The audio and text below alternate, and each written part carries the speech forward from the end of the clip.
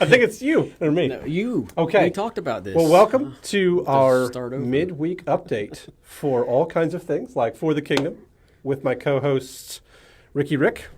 Ricky Rick. I was waiting to see if you had come up with a new name. I didn't have a lot of time. Well, I mean, I feel like you're really good, kind of like off the cuff, like you just really quick with your response and your reaction. Yeah. So I tried to throw that at you right before Right, we just so there went was no live to prep see time. if you could do it, and you can't. So No, I apparently not. figured it out that you really need more time to prep. So Like 48 seconds or more. we are excited to just share some things with you, some things that are coming up, but also just to celebrate this past Sunday, what happened and where we've started this journey together. We're incredibly grateful, thankful.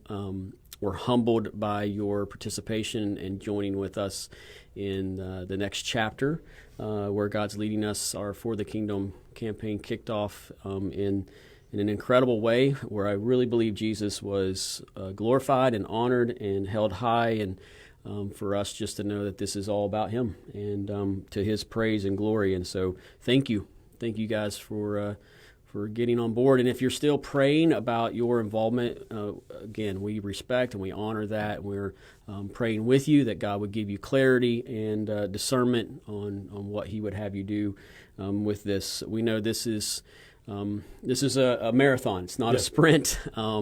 And so, again, thank you. We just want to remind you that there are the cards are still available. If you're still praying and you're looking for a card, they'll still be available on Sunday.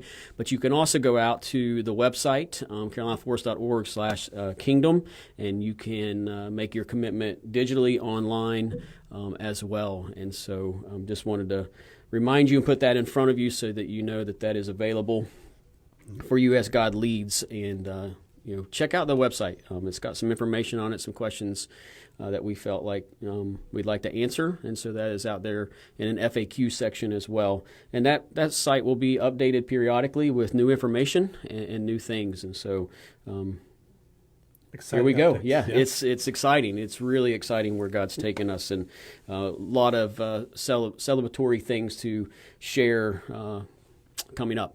So Lionel Richie, that's what I should have gone with. Lionel Richie. Yeah. Call me Lionel Richie. That would be your opener for me, yeah. Lionel I Richie. just need a second. Man, he sings some good songs, doesn't he? That's right. I mean, he really does. Are you even old enough to know Lionel Richie songs? I do know who that is.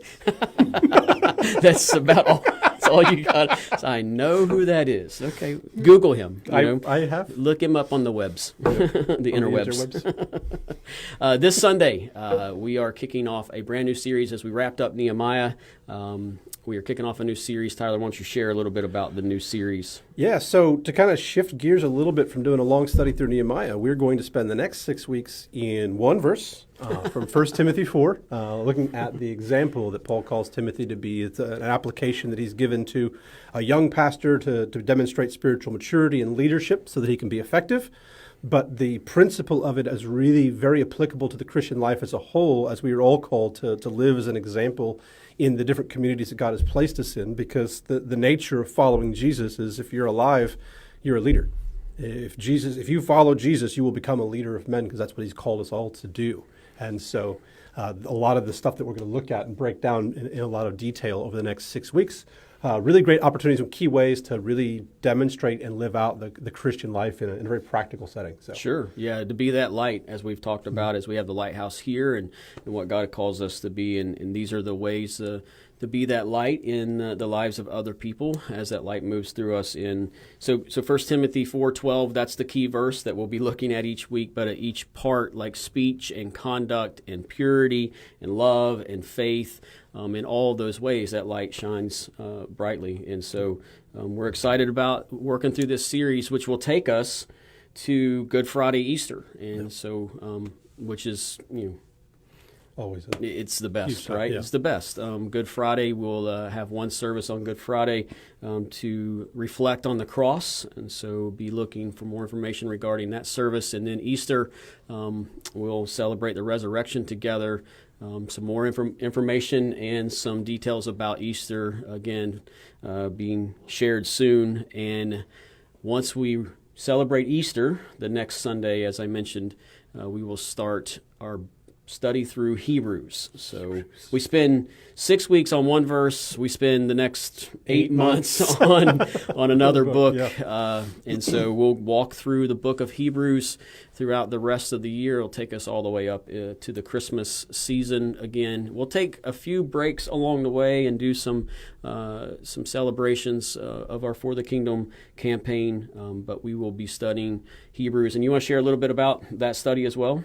Yeah, so really looking at the book of Hebrews and kind of breaking down, there's several key components, but a lot of it is just really emphasizing the supremacy of Jesus and the centrality of Jesus in all things. And so with everything that's gone on around us and all the stuff that's happened in our lives over the last few years, just that reminder that at the end of the day, Jesus is greater than really every other element that there is, and anything that focuses on and any problems or burdens or struggles that come into life and all the tensions and these things that around us have felt so big for so long, that reminder that Jesus is bigger than that and Jesus is greater than that, and everything that we hope for and long for is in him. And so it's a really great focal piece on just how to have peace and to walk with Jesus in that, despite hardships and challenges that come. Yeah, I mean, obviously we love studying through books of the Bible and kind of diving into that and seeing just how it's transforming to our lives here in the context with which we live today. And so we hope you join us throughout that series. And there's a few other things coming up this month we want to share with you just to put on your radar. If you're interested in going to Costa Rica with us, which I would love for you to join us, I'll be a part of the July trip as well. Come hang out with us in Costa Rica. You do need to sign up by March 20th, and so you can find all that out on the website to sign up and stuff, or let us know, to send us an email and let us know. But March 20th is kind of our deadline for you to get registered to go in July with us. A lot of great work of God happening in our partnership in Costa Rica. And if you've never been on a short-term mission trip, this is something that you really want to make a high priority to do. The impact that it has on your life, on your perspective, on your view of the world, and on your understanding of just how big God is, will be radically overhauled by, just 1 week will be something that you kind of remember and cherish for the rest of your life, because it changes how you see everything. Yeah, and again, I'd say this every time. I really believe if you want to see the Bible come to life, go on a trip with us. I promise it will happen. Then also coming up after that, the 27th of March, we have a class. If you're interested in joining the church family, the family here at CFCC, we'll have a class, a discovery class regarding joining the family after our second service in the Student Center. And so there'll be a registration for that, for you to join us for that, to get signed up for that. And then right after that, food and time with us. Food and time with us. Feel like you don't get enough of listening to me and Rick talk. Here's an opportunity for more. Right. Yeah. How could you pass that we up? We should charge for it just because of how much demand there is. We might have to pay them to come. It might be the other way around. So, and then just one other thing, worship night. I know how much our church loves our worship team and the team that leads us in song and worship through song. We have a worship night coming up at the end of this month on March 29th. So I'm putting that out there for you to go ahead and put that on your calendar, so you'll join us that night at 6:30, where we will sing and praise God through song. And so a lot of opportunities, a lot of ministry events and things coming up this month as we kick off March for you to get connected and opportunities to grow. So always let us know if you need information or you're looking for more of those dates and events. Let us know.